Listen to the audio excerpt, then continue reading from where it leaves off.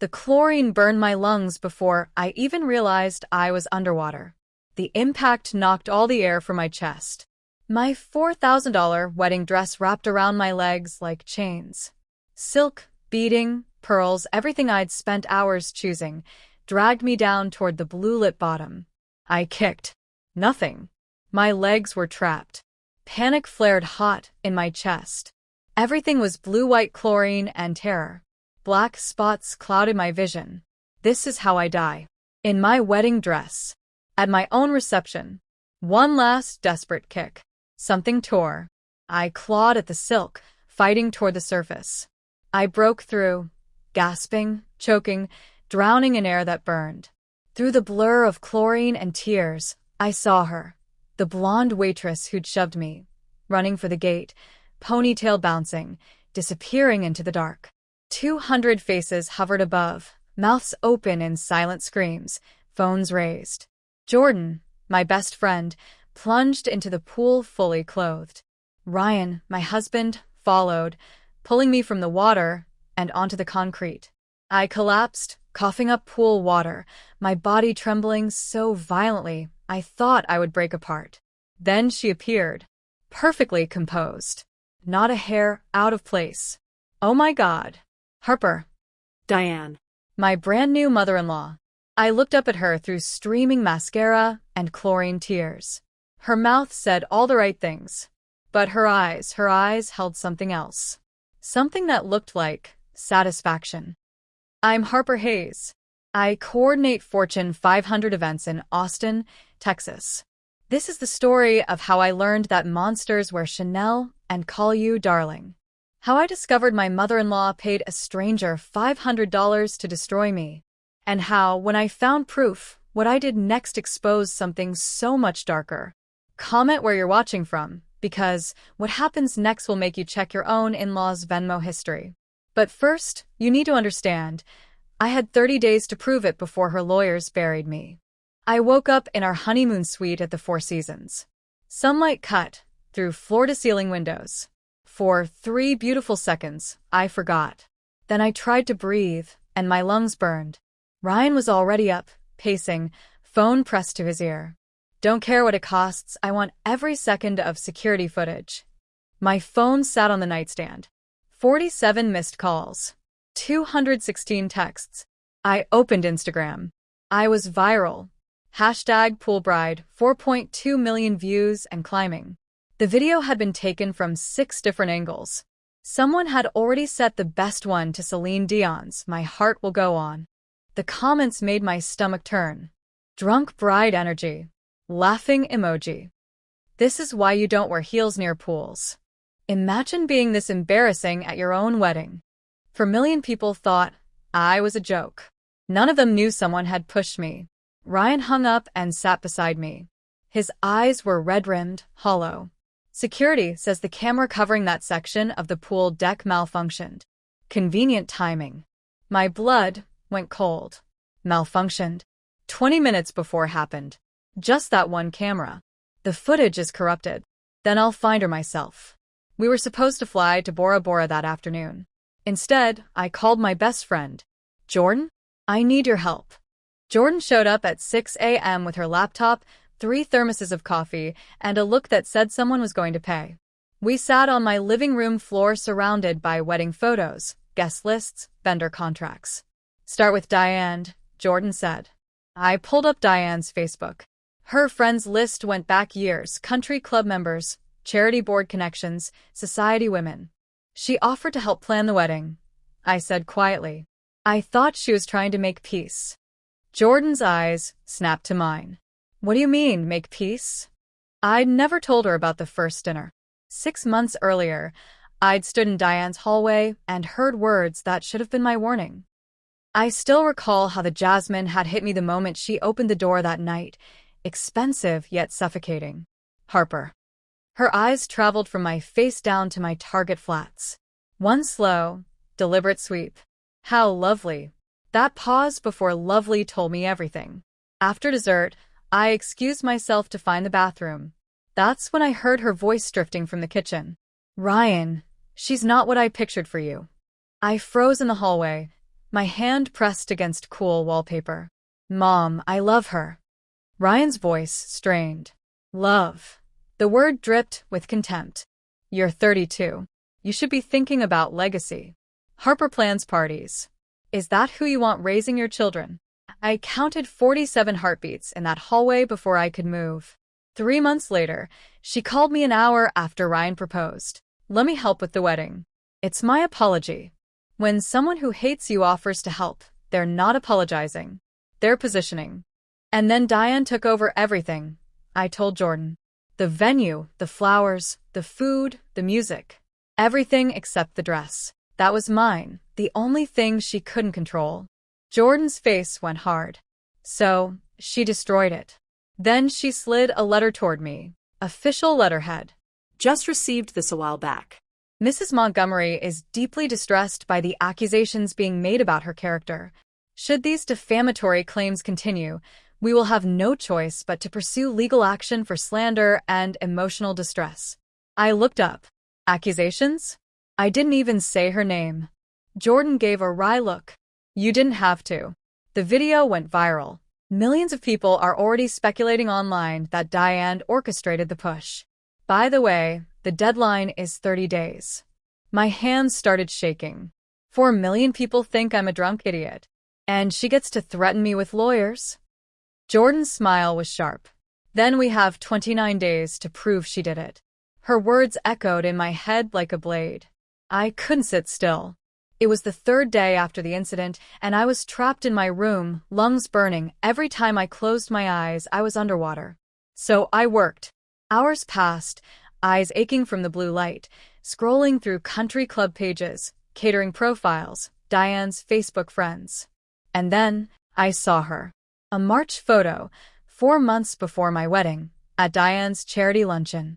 Beside a champagne tower, a blonde server with a smile I'd never forget. The same face. The same woman who'd pushed me. Everything I thought I knew about that night snapped apart. I zoomed in until the image pixelated, then reverse image searched. Ashley Brennan, 26. Part-time catering while finishing grad school at UT Austin. Facebook friends with Diane since March 15th. March. 2 months before Diane graciously offered to help plan my wedding. My hands went numb. Diane hadn't just pushed me, she'd planned it. And Ashley? She wasn't some random stranger. Every photo, every connection, every detail screamed one thing. This was calculated. I couldn't do this alone. I needed someone who could dig, connect the dots, and leave emotions at the door. It was day 5 after the incident when I finally met the person who could. Greg Matsuda, former Austin PD, now private investigator. He looked harmless, like a high school math teacher with wire-rimmed glasses and a cardigan, but there was fire behind those quiet eyes. I need you to find out everything about this woman. I slid Ashley's photo across his desk. And I need proof connecting her to my mother-in-law. What are we looking for? Payment. Communication. Anything that proves this wasn't random. Greg studied the photo. Give me a week. I have 26 days before Diane's lawyers file. He looked up, eyes sharp behind his glasses. Then I'll work fast. It was day 9, and the evidence in front of me was more damning than I ever imagined. I was at a venue consultation when my phone rang. Greg's name flashed across the screen. Harper, you need to come to my office right now. Greg's office smelled like coffee and old paper. He had a folder on his desk. Sit down. He opened the folder and turned it toward me. The Venmo screenshot sat on top. Right there. Undeniable. From Diane Montgomery. To Ashley Brennan. August 14th, 8:23 p.m. Amount, $500. Memo. Thank you for your help. 8:23 p.m. 33 minutes after I'd been pulled from the pool. $500. My terror. My humiliation. 4 million people laughing at me. Worth less than a monthly car payment. There's more. Text messages appeared next. July 22nd, Diane. Are you sure you can do this? July 22nd, Ashley. I think so. Should I actually push her hard? July 22nd, Diane. Make it look real. Like an accident. I need her completely humiliated. July 22nd, Ashley. What if she gets hurt? July 22nd, Diane. That's what I'm paying you for. My hands started shaking. Voice memos. He pressed play on his laptop. Diane's voice filled the room, casual, cheerful, like she was ordering flowers. Make sure she goes all the way under. I want her gasping when she comes up. Mascara running everywhere. I want Ryan to see her at her absolute worst. The walls closed in. I threw up in his trash can. Greg handed me a bottle of water and waited while I pulled myself together. There's a problem, he said. Quietly. It was day 12, and Ashley held the choice that could make or break everything. Diane contacted Ashley 3 days ago. Offered her $5,000 to recant everything. Sign an NDA. The room spun. Will she take it? I asked. She's thinking about it. She's drowning in student loans. $5,000 is a lifeline. Without her testimony, we have proof but no witness. Diane walks away clean. Can you get me her number? That night, I called Ashley. She answered on the 4th ring. Hello, Ashley? This is Harper Hayes. Silence. Then, I don't want to talk to you. Please don't hang up. Diane used you. And now she's trying to silence you. She said she'll ruin my career. She'll do that anyway, whether you take her money or not. The question is, does she go down with you, or does she walk away clean while you carry this alone? Long silence. I could hear her breathing. I needed the money, she whispered. My student loans were crushing me. She made it sound so easy. Just a harmless prank. She said you were trying to steal her son. I almost drowned, Ashley. I know. Her voice broke. I think about it every single day. Then help me stop her from doing this to anyone else. She hung up. 3 days passed. The longest 3 days of my life. Then on day 15, my phone rang at 2 a.m. Greg's name wasn't on the screen this time. It was Ashley. Harper? It's Ashley. Her voice was shaking. I'll testify. But I need legal protection. And you should know, she told me there were others. Women before you. She said she's been protecting her son for years. My blood went cold. What others? I don't know. She said they all tried to come between her and Ryan, and she stopped them too. The next morning I marched to my lawyer's office. Lauren Hawthorne had me in her downtown corner by 8 a.m. She closed the door, set a worn file on the desk, and didn't waste words. Ashley will testify. But she mentioned something. Diane said there were others. Lauren was quiet for a long moment. I ran a background check on Diane. Come look. She opened the file. Sealed police reports. 3 separate incidents. All dismissed. My hands went numb before she even turned the page. 2007. Maria Rodriguez. Koi Pond. Lauren's fingers slid down. 2012. Jennifer Chen. Champagne Tower. Another page. 2016. Melissa Hartley. Pool deck. My air left my lungs. Every single one involved water. Lauren's voice was steady. Every single one was Ryan's girlfriend or fiancé. Every single one signed NDAs after Diane paid them off. Did Ryan know? I croaked. Lauren's expression answered before she spoke. Melissa begged him to see the pattern. He accused her of trying to turn him against his mother. The engagement ended 2 weeks later. With you, she said softly, she escalated. She didn't just splash you. She tried to de-roan you. That same afternoon, parked in my car outside Lauren's office, an unknown number lit my screen. Harper Hayes. Yes. This is Michael Montgomery, Ryan's father. I'd never met him. Ryan barely spoke of his dad. He'd left when Ryan was 12. Michael's voice wavered. I saw the news. I needed to tell you something I should have said 20 years ago. 1996, he said. I was engaged to Diane. My ex-girlfriend Rachel came to our engagement party. 30 minutes later, Rachel fell down a flight of stairs. I couldn't breathe. Broke her arm, 3 ribs, fractured collarbone, he said. She swore someone pushed her. Police investigated. No proof. But Rachel knew. And I knew too. I ran, Harper. I left my son because I was a coward who couldn't prove what I knew. I stared at the ruined wedding dress framed in my living room. 25 years. 5 women destroyed. The pool wasn't about you, Michael said. This is who she is. I'm going to stop her, I said. Good, he whispered. I've waited 25 years for someone strong enough. 3 days later, on day 19, I came home at midnight. Ryan paced, phone in hand. Where were you? I was terrified. I started. Tell me about Melissa. He cut in. His face went pale. Who? I asked. Your fiancé. 2016, the one who got soaked at your engagement party. His whole body tensed. Harper, where's this coming from? Tell me what she said happened. Silence. Then, she said my mom paid someone to splash her. That it was planned. His voice trembled. I didn't believe her. What about the champagne tower?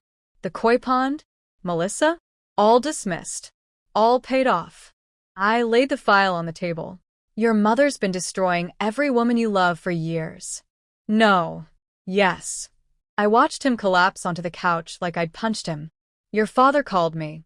He told me about Rachel, about the stairs. 25 years ago. Dad left us, he began. Dad ran because he couldn't prove it, I said. And your mother told you he abandoned you, so you wouldn't question her. He put his head in his hands, shaking. I thought Melissa was jealous. Paranoid. You believed your mother over your fiancé. Yes. He looked up, tears in his eyes. And I lost her. If I hadn't found proof, if I'd only told you, would you have believed me? I asked. He couldn't answer. That silence said everything. I'm taking the guest room, I said quietly. And Ryan, choose. Me or her. I'm done pretending you can have both. Harper. I have 11 days before her lawyers file. I'm exposing her at Catherine Whitmore's gala. Everyone who matters will be there. I'm going to destroy your mother's reputation the way she destroyed me. I'll be there, he said immediately. I'll testify. I'll tell them about Melissa. He stood, walked to his phone, and did something he hadn't done in 15 years. He called his father. Dad? It's Ryan. I need to know everything about what Mom did to Rachel. The next morning I sent Diane one simple message. Lunch tomorrow. 1 p.m. Uchi. She arrived in Chanel, all smiles and air kisses. Harper, darling. I'm so glad you called. We need to move past this unfortunate accident. I slid a folder across the table before she could finish. Open it. The Venmo payment sat on top. Her face went white. I can explain, she stammered. Don't. My voice cut like ice. I have everything. The texts. The voice memos. Ashley's signed affidavit. Police reports from 2007, 2012, 2016. Michael's statement about Rachel. I know about all of them. Her hands shook around the folder. Knuckles white. Here's what's going to happen, I said. You're going to transfer $50,000 to this account within 24 hours. You're going to write a full, signed confession not just about me, but about all 5 incidents. And you're going to stay completely out of my marriage. Or what? She hissed. Or I go public. Criminal court. The Austin American-Statesman runs the full story. The country club board gets copies. Every charity you sit on receives the police reports. And I call every woman you destroyed myself. I stood and left 2 20s on the table. 24 hours, Diane. The money came through in 16 hours. The signed confession followed 12 hours after that. For 48 hours, I thought I'd won. Then Catherine Whitmore called. Harper? This is Catherine. I need you to see something. She texted me a screenshot. Facebook. Private group called Austin Society Wives. 300 members. Diane's post from that morning. Heartbroken that my son and I are estranged. His new wife has completely taken over his life. She's controlling, manipulative, and has convinced him to cut me out entirely. She's even making up horrible lies about me to turn him against his own mother. Prayers appreciated. Broken heart. 347 comments. All sympathetic. Diane was playing victim. Perfectly. My hands shook as I read. She violated the agreement. Catherine's voice came steady. She did. And Harper. I'm hosting the Children's Hospital Gala in 2 days. 300 people. Every major donor in Austin. Diane will be there. She paused. I'd like to tell the truth. All of it. With your evidence. I looked at Diane's signed confession on my desk. At my ruined dress hanging by the door. When do doors open? 6 p.m. I speak at 8. We'll be there. The night before the gala, I couldn't sleep. I stood in front of my bathroom mirror at 3 a.m., staring at my reflection. Same face. Different person. I used to think power meant control. Diane had it, over Ryan, over every woman who got close to him, over the narrative of her own cruelty. But she taught me something she never intended. Power isn't controlling others. It's knowing what you won't let anyone take from you again. My dignity, my truth, my right to be believed. Tomorrow, 300 people would watch her lose everything she'd spent 25 years building. And I wouldn't feel guilty. I wouldn't feel cruel. I'd feel free. The Four Seasons ballroom glittered like something out of a movie. Crystal chandeliers. White linens. 300 of Austin's elite in designer gowns and tuxedos. Diane spotted us the moment we walked in. Her champagne glass stopped midair. Her face went white. We sat front and center. I wore red, Valentino, borrowed from Jordan. Wore paint. Ryan's hand found mine under the table. Across the room, I watched Diane work the crowd, smiling, kissing cheeks, playing her role perfectly. She had no idea what was coming. Dinner was Chilean sea bass I couldn't taste. At 8:03 p.m., Catherine took the microphone. The room settled into expectant silence. Her voice came crystal clear through the sound system. Professional. Unflinching. Before we begin tonight's live auction, I need to address something personal. One of our longtime members engaged in behavior that is reprehensible. The room went silent. 300 forks stopped midair. Diane Montgomery paid a young woman $500 to physically assault her daughter-in-law at her wedding reception. She planned it for 3 weeks. Instructed the woman to push Harper underwater in her wedding dress. Gasps rippled through the crowd. I have proof. The screens lit up, 2 massive displays, 15 feet tall, impossible to miss. Diane's face changed in stages. Confusion. Recognition. Terror. The first text message appeared. Diane, make it real. I need her completely humiliated. The woman beside Diane, Patricia, her tennis partner, physically recoiled. Moved her chair 6 inches away. Diane, make sure she goes all the way under. Oh my God, someone said loud enough to carry. Then the Venmo payment. $500. Thank you for your help. A man in the back shouted. $500? That's all. But that's not all. Catherine's voice cut through the chaos. This is the 4th time Diane has done this. We have police reports going back 17 years. The screen changed. For incident reports. For names. For years. Maria Rodriguez, 2007. Jennifer Chun, 2012. Melissa Hartley, 2016. Harper Hayes, 2024. The room exploded. Voices overlapping. People standing. And there's more. Catherine's voice rose. In 1996, Diane pushed a woman named Rachel Morrison down a flight of stairs. 3 broken ribs, fractured collarbone, broken arm. Michael stood up from table 9. I'm Michael Montgomery. Diane's ex-husband. Rachel was my ex-girlfriend. His voice carried across the silent ballroom. And I know, I've always known, that Diane pushed her. I was just too much of a coward to prove it. The ballroom erupted. Diane's chair crashed backward as she stood. Her heel caught on the table leg. She stumbled, grabbed for her purse, that Birkin she'd shown off at every event, and it tumbled open. Lipstick, pills, her phone skittering across marble floor. Her voice came shrill.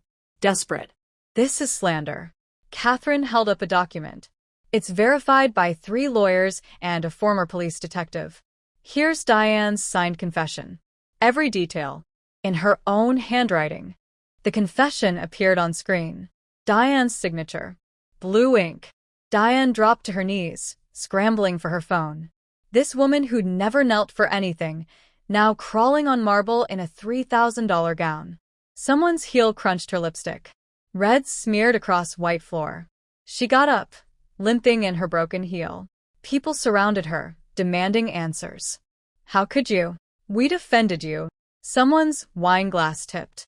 Red wine splashed across marble, mixing with the crushed lipstick. Diane shoved through the crowd, her face a mask of ruined makeup and pure rage. She stopped at our table. Her hiss cut through the noise. You did this.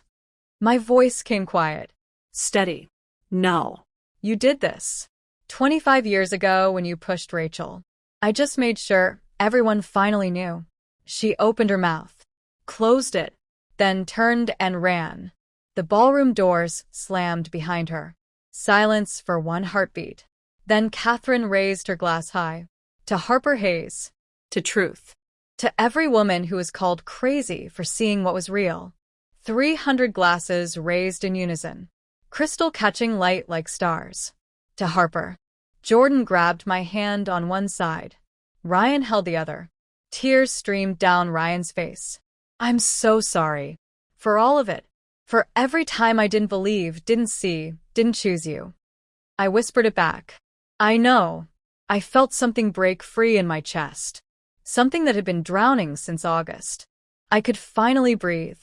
9 months after the gala, I'm standing in a bridal boutique in Dallas. Maria's custom bridal on Henderson.